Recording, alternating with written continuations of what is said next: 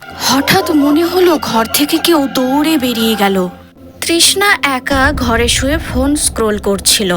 রাত তখন 2টো।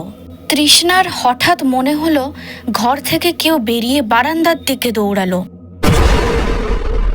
তৃষ্ণা চমকে উঠে খানিকক্ষণ বাইরের দিকে তাকায়। ভয়ে ভয়ে সে উঠে বসে। কে ওখানে? কোনো উত্তর নেই। আমি তো ঘরে একাই আছি, তাহলে? সেই সময় হাওয়ার জন্য আলমারির কাপড়টাও অনেক জোরে জোরে নড়ছিল।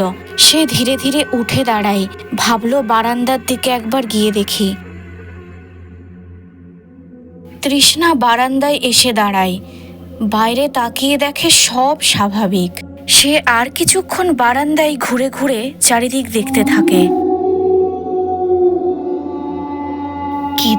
কি দেখলাম, ধুর। তারপর সব দেখে শুনে ঘরে ঢুকতে গিয়ে তৃষ্ণা অদ্ভুত কিছু লক্ষ্য করে।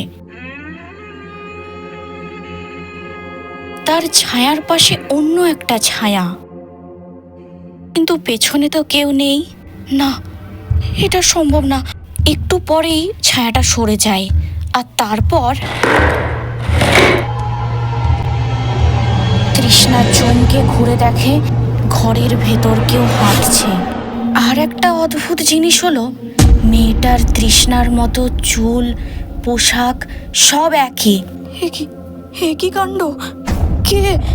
কে তুমি? তুমি ঘরে ঢুকলে কিভাবে? এতদিনে আমাকে চিনতে পারলি না?